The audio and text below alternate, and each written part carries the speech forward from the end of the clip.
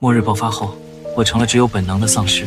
可在我妈眼里，那不过是年轻人研究的新名词。她更在意的是怎么治好我听不懂话的毛病。乐乐，不准欺负母鸡。我只吃肉，她怪我挑食。光吃肉，菜一口不碰，跟你爹一个德行。幸存者要去刚而时，我妈护在我身前。谁敢动俺儿子？俺肯定能治好俺儿的。我靠着本能一点点挪到家那天，她正从地里摘完菜回来，看见我呆呆地站在屋门前。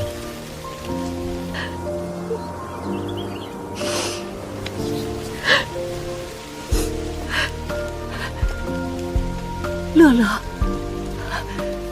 不过年过节的，你咋回来了？咋不提前给妈说呢？我喉咙里发出难辨的声音，转头就要咬她。我妈眼疾手快，从篮子里抽出一根大葱，塞进我嘴里。又没好好吃饭，都瘦了。回家，妈给你做饭去。路过的张婶隔着10米远就尖叫着跑开了。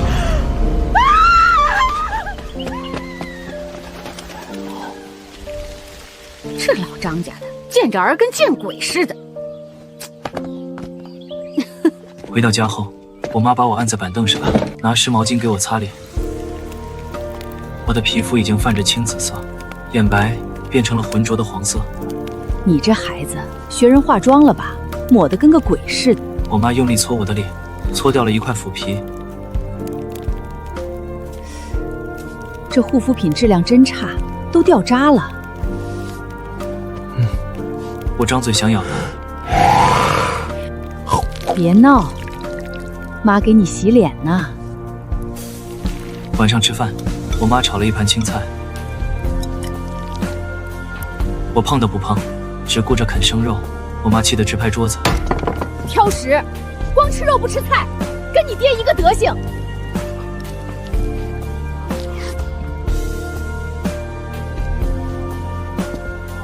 她从缸里捞出一块腌猪肉扔给我。吃吧吃吧，早晚得长膘。夜里我溜出去想咬人，我妈拿着扫帚把我赶回来。大半夜的往外跑，被拐走了咋整？你要是真出点什么事儿，妈可怎么办啊？她找了根麻绳，把我拴在床头睡觉。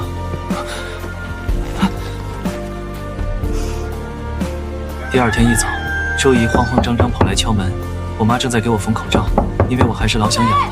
红梅，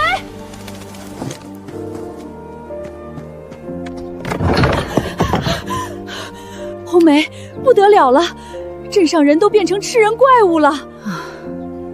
胡说啥呢？哪儿有怪物？是不是你家电视又放恐怖片了？我说的是真的。周姨指着我，他就是……我正对着她龇牙咧嘴，我嗷了一嗓子。周姨吓得倒退3步，我妈一巴掌拍在我后脑勺上。没礼貌，叫周姨。这孩子最近叛逆期，见谁咬谁。我给他做了口罩，你要不要给你家永康也做一个？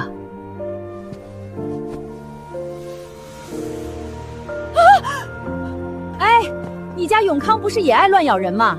我妈天天喂我中药，人参、附子，一个劲儿的给我吃，天天给我熏艾，居然真给我整老实了。丧尸爆发的第7天，附近就剩我们村有活人了。我妈每天照样下地干活，给菜浇水施肥。把那个桶拎过来。我跟着她在田里转悠，把想靠近的丧尸都吓跑了。看，俺儿子比稻草人管用。中午吃饭，我妈端了一盘肉给我。吃肉。我狼吞虎咽吃了起来。慢点吃。我妈看着我的样子，叹了一口气。直到有一天，一群幸存者路过我们村，领头的胡医生看见我，脸色大变。大姐，你儿子是丧尸！胡说啥呢？啥丧尸不丧尸的？那是啥东西？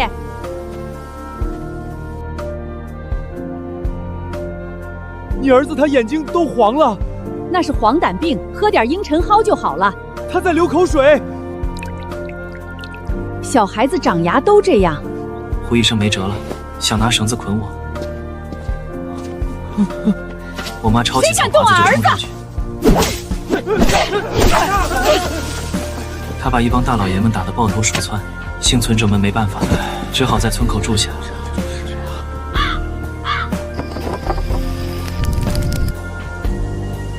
他们发现我妈的种菜大棚是方圆100里唯一留存下来的，每天都来换蔬菜。我妈用白菜换了盐，用萝卜换了火柴，用韭菜换了半瓶辣椒酱。辣椒酱不是必需品，但我妈还是换了，因为她发现我爱吃辣的，那是我为数不多能体会到的味觉。红梅姐，你儿子真的变成丧尸了，很危险的。胡说，丧尸会乖乖吃我喂的东西吗？他咋没咬我？可是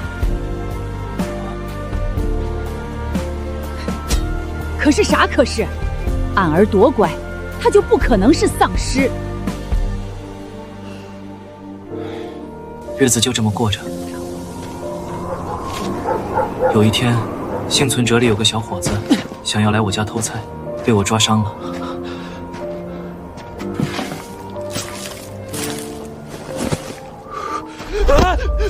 第二天一早，20多号人拿着锄头、铁锹把我们家围了。把他交出来！我妈把我扶在身后，手里攥着那把用了10年的菜刀。这是俺儿，他不咬人。你们要赶他走，俺也走。他是丧尸啊，大姐！放屁！才不是你们说的那种怪物，他就是挑食，就是叛逆期，就是……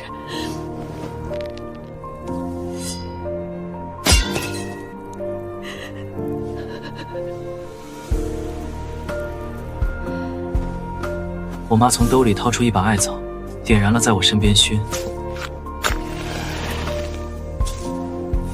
浓烟呛得我直打喷嚏，但我仍站在原地。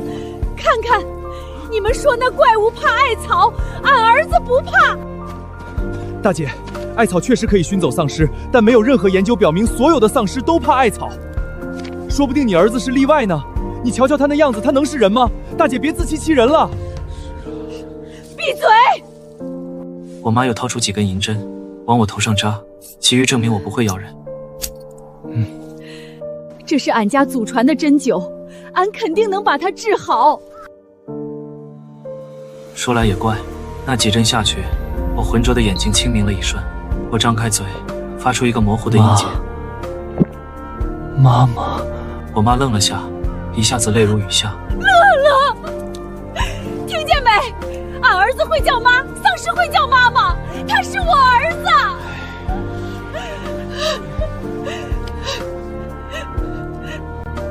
幸存者们面面相觑，最终叹了口气，三三两两散去了。胡医生临走前偷偷塞给我妈一本笔记。大姐，你儿子是个奇迹，你非要留着他，就帮我记下他的日常生活吧。那天晚上，我妈给我洗了澡，换了新衣服。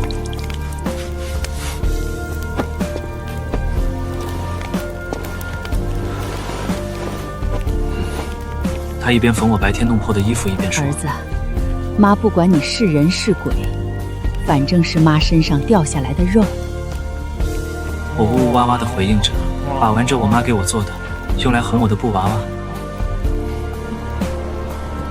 我妈哼着跑调的小曲，给我缝制起新衣服。几个月后，村里来了更多逃难的人，他们看见我都绕着走，直到有人发现我能吓跑其他丧尸。那天夜里，3个丧尸爬老王家的窗户，老王他媳妇哭天喊地的跑来敲我家门。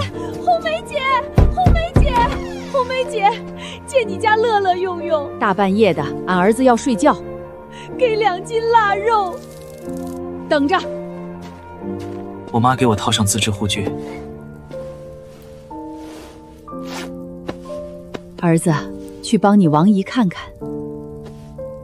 我嗷了一嗓子冲出去。听说他昨晚把丧尸都第二天赶跑了。，全村人都知道我能驱丧尸。红梅姐，这可能是信息素的作用。啥素不素的我是说， ？2斤腊肉一次，包月便宜。就这样，我成了村里的另类保安，白天在院子里赶麻雀，晚上巡逻防丧尸。只是有一次，我不小心把李婶家的看门狗给咬了。对不住，对不住，俺儿子不是故意的。我妈赔了20个鸡蛋，乖亲自给狗别怕包扎好，回家就把我骂了一顿。那是看门狗，能随便吃吗？她往我嘴里塞了把苦蒿，苦蒿真苦啊！我吐着舌头乱叫。我妈盯着我看，发现了什么？儿子，你舌头咋变红了？前几天还是紫的。胡医生听说后，连夜跑来采集我的唾液样本。红梅姐，听说你儿子舌头变红了，让我取点唾液化验一下。不行，俺儿子不是你的试验品。我给2包白糖。我妈本来不愿意让他碰我，最后勉为其难要了半斤白糖当报酬。就一下啊，轻点儿。红梅姐，奇迹啊！病毒活性在降低。孩子就是上火，这火下去了，他就能好了。你们这城里的医生就是事儿多。我妈一点也不信他说啥，但胡医生的宣传是有用的。你们放心，他尚存留一点脑子，现在的智商差不多生同于一只小狗。村里人对我没那么怕了，乐乐，孩子们对我产生好奇，隔着老远朝我扔石子。开春时出了件大事，我在村口溜达，遇上小孩子们，他们照例跟我一起玩，来追我们啊！谁知一个没留神，村支书家的小孙子被变异的黄鼠狼给咬了，其实就破了点皮，那黄鼠狼还是没被赶走，但这事可炸了锅，他们以为是我把它给咬了。我看到了，是那个丧尸咬的。不会是他吧？怎么不会？他之前不是咬过狗吗？也不一定吧。不是他，是个狗咬了我。小孩吓唬不住了吧？哪儿来的小孩一个劲儿的解释，可就是没人信。傍晚，全村人堵在我家门口，连当初支持我的老王都不说话，李婶更是支支吾吾说不出话，村支书也不干，非要赶我走。红梅，这次不能留你们了。给俺1晚上，明早就走。那晚，我妈收拾了个大包袱。儿子，不管别人咋说，妈信你，你咋可能咬他？这帮没良心的，俺儿子帮他们的时候，一个两个恨不得把俺儿子当宝贝。唉，半夜，我妈牵着我离开村子，我脖子上挂着新绣的香包，里面装着艾草雄黄和一堆草药。我妈的背影佝偻了许多，但攥着我的手依然有力。儿子，妈带你去寻医，有个老中医，专治疑难杂症。我嗯嗯啊啊的回应，抬手拂去她脸上的泪。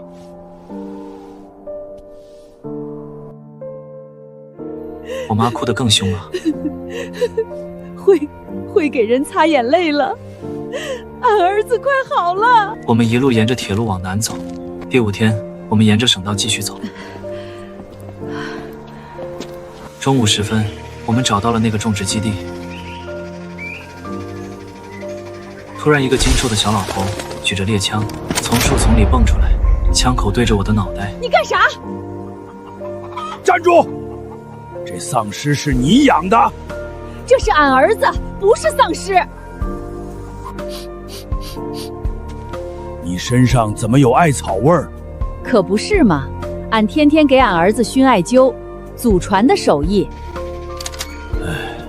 进来吧，我姓周，以前是中医学院的教授。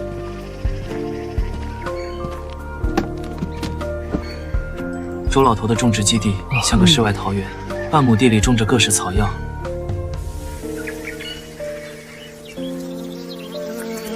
角落里还圈着几只下蛋的母鸡。周老头摘了片薄荷叶塞我嘴里，我嚼了2下，呸的吐出来。咋了？有味觉，好事儿。啥意思？周老头给我做了全面检查，不可思议，病毒活动明显受抑制，而且看看这牙龈，新长出来的。俺就说吧，俺儿子肯定能好。周老头转身从柜子里取出个布包，展开是一排银针。那天下午，我身上扎了几10根针。我妈在旁边学得认真。太阳西斜时，周老头起针，最后1根银针离开我的百会穴时，我打了个哆嗦，嘴里含糊地蹦出个字。周老头一听丧尸讲话，吓得一个撤步。我妈习以为常，从兜里掏出块肉干。知道饿就是好了。晚上，周老头领我们吃饭，他告诉我妈，他体内的病毒和人类免疫系统形成了微妙平衡，你那些土法子歪打正着。多吃点，多吃点。我妈很高兴。就这样，我们在周老头这儿住了下来。我妈帮他料理药铺，我负责巡逻，没有丧尸敢靠近这片地方。周老头每天给我扎针，配各种难喝的药汤。我妈偷偷往里加蜂蜜，被发现了还嘴硬。怎么甜了？哪有？中药太苦，加点糖咋了？1个月后的一天，我正在药铺边赶田鼠，却听见周老头屋里传出争吵，我妈的声音尖利。我以为我妈受委屈了，冲进去时，看见周老头拿着把明晃晃的手术刀，我妈挡在我面前。我只是想取一点脑组织研究。不行。那就取点头皮吧。那晚，我妈气得给我洗了3遍头，边洗边骂：“老不死的，惦记俺儿子的脑子！儿啊，不管你能不能好，妈绝不会让人欺负你。”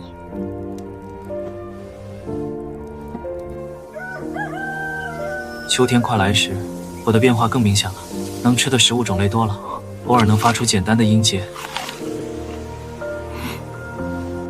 妈，好。周老头在笔记本上写写画画，恢复的比预想快。他话没说完，外面传来引擎声。有人来了。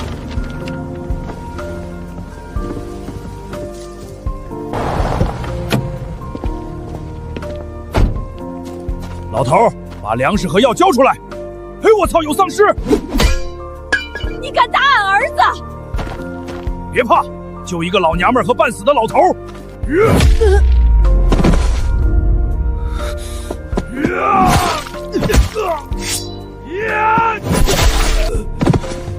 周老头，撑住，你撑住！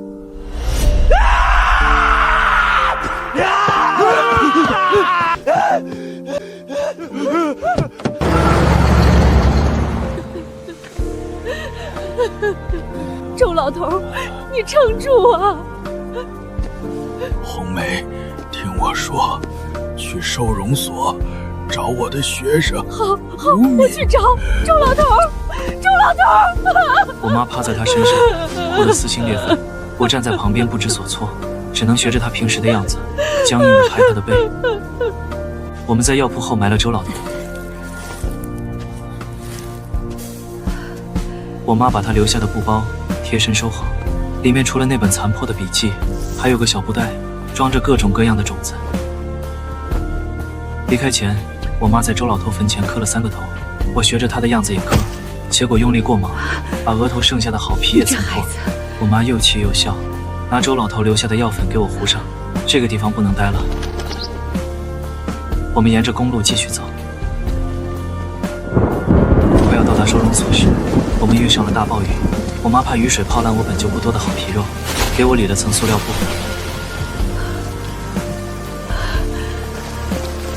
我们躲进个废弃的公路收费站，里头已经有3、4个避雨的流浪汉。大姐，这俺儿子皮肤病。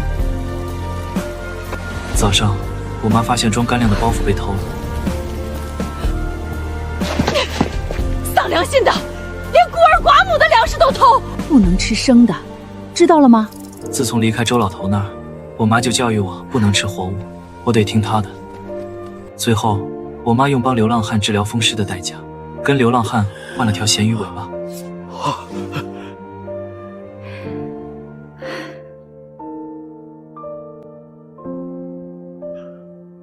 儿子，咱们快到了。您好，我想找吴医生。这里是收容所，不接待外人。你们找他做什么？给他看病。乐乐，快问阿姨好。好。不用瞒我了，他被咬多久了？快1年了。还保留多少人类行为？有味觉，会自己吃东西，会使用工具，能帮忙拎东西。他有时候还能记起我。跟我来吧。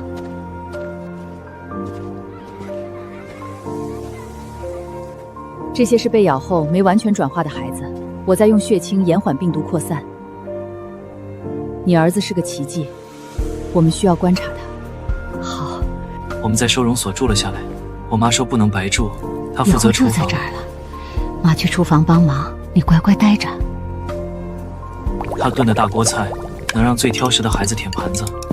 我还要。我则被吴敏带去配合研究，孩子们见过许多跟我一样的人，那里面包括他们的伙伴。样本活性他们又并不怕我降低了。有个叫年年的小女孩，甚至每天给我编辫子。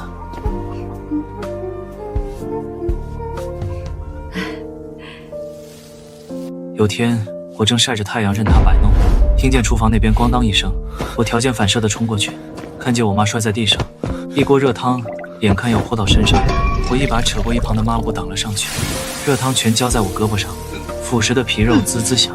我妈一咕噜爬起来，抓着我的烂胳膊就往凉水桶里按。吴敏闻声赶来，看到我冒着烟的胳膊，愣住了。他在保护你。他比我设想的更有希望痊愈，试试这个，可能对他有帮助。那天晚上，吴敏给了我妈一小瓶血清，我妈如获至宝，连夜给我扎了一针。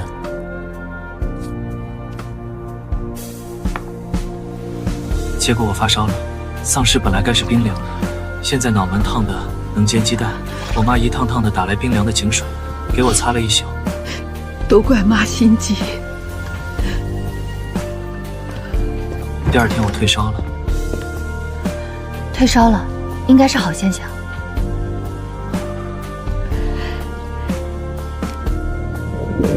可能是血清激活了休眠的人类基因。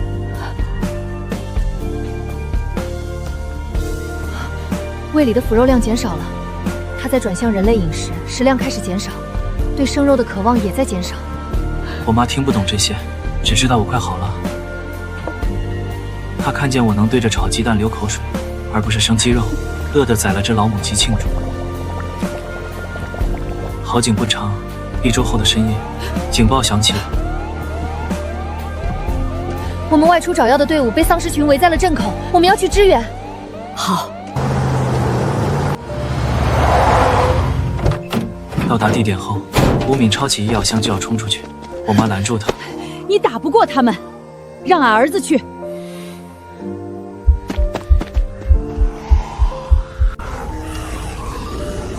居然把丧尸当白菜撕，这也太猛了！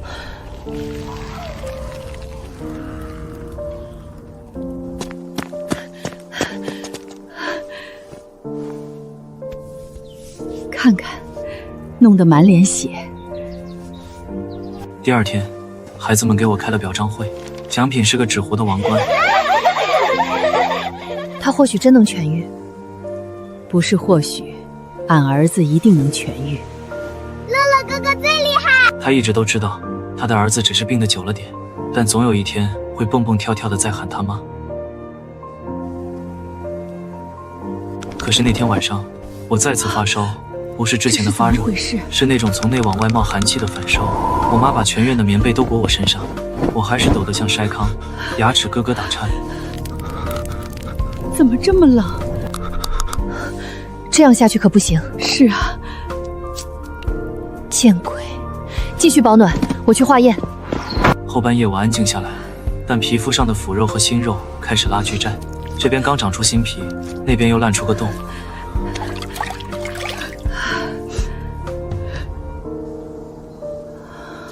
我妈守了一夜，天亮时，吴敏红着眼睛进来，手里拿着化验单。病毒在人类细胞争夺主导权，所以俺儿子在跟病毒做斗争。加油，儿子，揍扁那破病毒！妈知道你可以的。第3天，乐乐，我开始你怎么了？连咬到送饭的安，吴敏的脸色越来越严重。你先出去。红梅姐，她现在很危险，为了孩子们的安全，先把她关起来吧。不中，他是安二，他不会要安，让安来看着他。乐乐，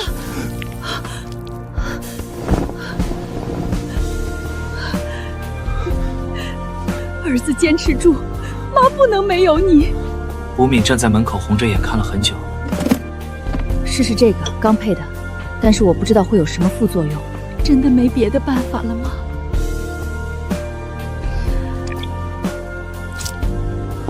那针打下去，我浑身冒冷气。我妈死死抱着我不撒手，任凭寒气把她的胳膊冻得青紫。值得吗？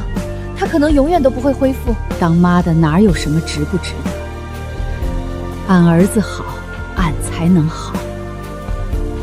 我的情况变得越来越糟，时而昏睡不醒，时而狂躁不安。有次发作时差点伤到年年，幸亏只扯掉了她一缕头发。年年不可置信地坐在地上哇哇大哭，扭头跑出了我的房间。尽管我已经清醒，吴敏还是坚决要给我上束缚带。这次一定要绑上！不行，让开！你要害死自己吗？俺儿子不会伤俺，你不能把他当生臭似的拴起来。俺儿现在有意识了，他会记住的。吴敏愣住了，那句他跟牲畜还有什么区别卡在嘴边，被他生生咽了下去。他也是有孩子的人。年年的哭声从外面传来，是他爬树摔了，膝盖擦破一大块。我停止挣扎，眼珠转向声源，喉咙里发出呜咽般的声响。儿子乖，你是不是想去看年年？咱去看看他。我踉踉跄跄地跟着我妈来到院里，年年坐在木墩上哭，见了我伸出小手。乐乐哥哥，痛痛！我想爬上去给哥哥摘果果。我慢慢蹲下，让哥哥的用腐烂的手指碰了碰好年年的伤口，慢慢抬手，轻轻擦掉了年年脸上的泪。是情感刺激，我懂了，我终于懂了。乐乐对年年的感情制止了病毒活性，人类强烈情感能克制住病毒的。说人话。他因为爱你们，正在有所好转。他当然爱俺，俺知道的。新的治疗这方案当是你小时候晚就开始了。在院子里拍的，那时候你还这么小，和年年一样可爱。看，这是你5岁时，那年你走丢了，妈找了一整天，你一个人走到镇上去。妈找到你的时候，你蹲在供销社门口哭。爸，听见没？俺儿子说怕了。继续，逐渐唤醒他的情绪。治疗开始有成效，我的狂躁发作少了。有天年年给我梳头，我抬起手指了指他口袋里露出的卡纸。乐乐哥哥要这个，要玩折纸。我僵硬的点头。先对折，再折2个角。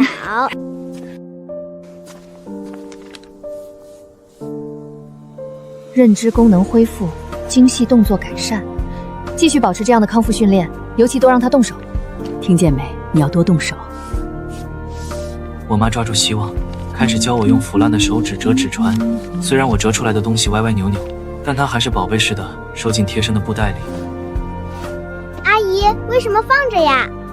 等俺儿好全了，咱一起放河里。就连房间的窗台上也摆满了我创作的折纸：丑青蛙、缺角的飞机、3条腿的兔子。折得真好。1个月后，我长出了完整的皮肤，连指纹都清晰可见。我妈捧着我的手，一言不发地愣了许久，只有豆大的泪珠一滴一滴落在我手上。我能听懂更多的人类语。乐乐，吃饭了。以前我妈喊乐乐吃饭，我只会流着哈喇子往肉上抹。现在她一说洗手，洗手吃饭了，我就乖乖把爪子伸进水盆里。即便是一点小事，我妈也会毫不吝啬地夸我。俺儿子真棒，真讲究。秋意渐浓时，我妈种下的菜园子丰收了。我妈带着我和年年去摘南瓜，累了就歇会儿。年年骑在我脖子上，小脚一晃一晃的，我走路还是有点瘸。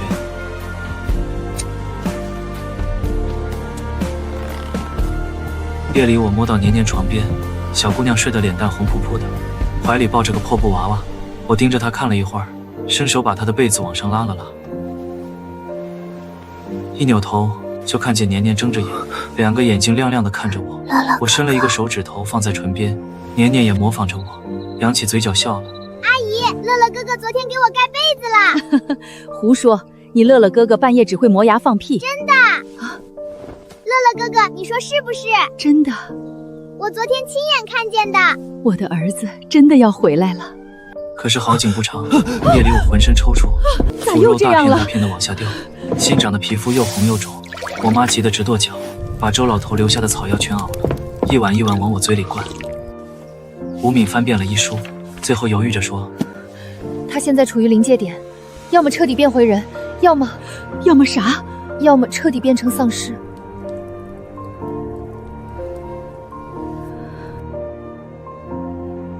药没了，这个月的药用完了，只能去镇上找药。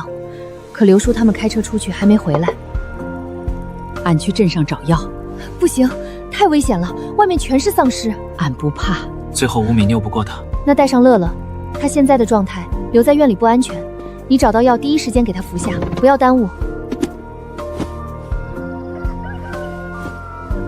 天没亮，我妈就轰轰轰地发动了拖拉机，年年哭唧唧地追出来，往我手里塞了个东西。乐乐哥哥，你要好好的。我妈拉着拖拉机带我上路了，去镇上的路上，我妈一边走一边跟我说话。儿子，你坚持住，等你好全了，咱回家种地去。妈给你攒了半袋子好种子，有西瓜，有黄瓜，还有你最爱吃的草莓。你爹要是知道你病好了，肯定高兴。说到这，他不吭声了。我爹早没了，被丧尸咬的。我妈开着拖拉机走了整整一天，我在拖拉机上乖乖坐着。太阳落山时，我们终于到了镇上。街上静悄悄的，商店的玻璃全碎了，广告牌斜吊在半空，风一吹嘎吱吱响。我妈把拖拉机停在药店门口。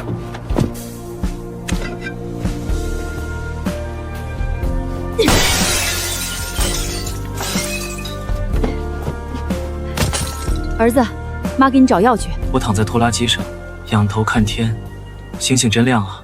小时候，我妈抱着我在院子里数星星，说天上一颗星，地上一个人。可现在我连人都不是了。天上一颗星，地上一个人。那我是哪颗呀？最亮的那颗呗。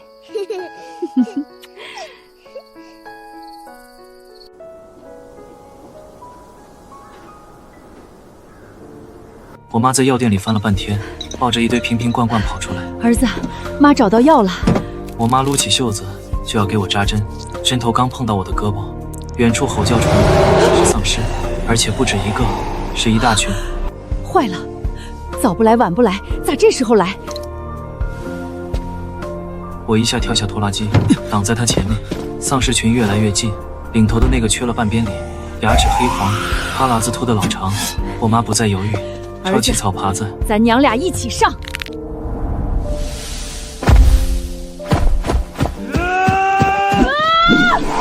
后来的事我记得不太清楚，只记得我扑上去撕窑厂，我妈也没闲着，草耙子扔得虎虎生风，专敲丧尸的膝盖骨。天亮的时候，战斗结束了，满地都是丧尸残骸。我妈坐在台阶上喘气，草耙子都敲弯了。突然，我觉得像是有什么东西在血管里烧。我低头一看，那网状的紫色血管正在一点点消失，新长的皮肤泛着健康的麦色。我试着动了动手指，关节灵活，连指甲都是完整的。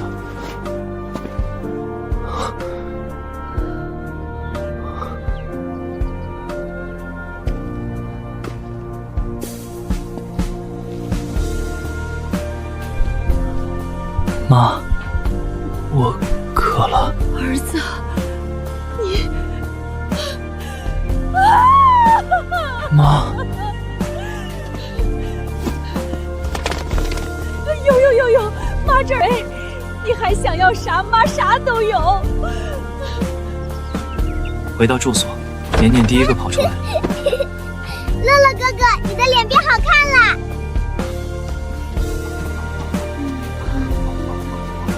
看来我的孩子们也有救了。看看，我妈得意的不行，俺儿子好了，逢人就讲他儿子好。真为这孩子一个大爷。我终于变回了乐乐，只是有时候我还是会做噩梦，梦见自己又变回了那只丧尸，但每次惊醒，我妈都在旁边摸着我的额头。又做噩梦了，儿子不怕，妈在呢。我逐渐痊愈，情感变得汹涌，记忆逐渐恢复。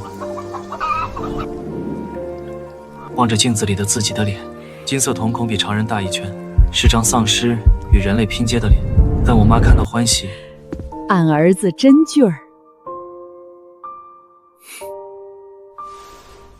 妈，你是世界上最好的妈妈，谢谢你，用无条件的爱把我接回了人间。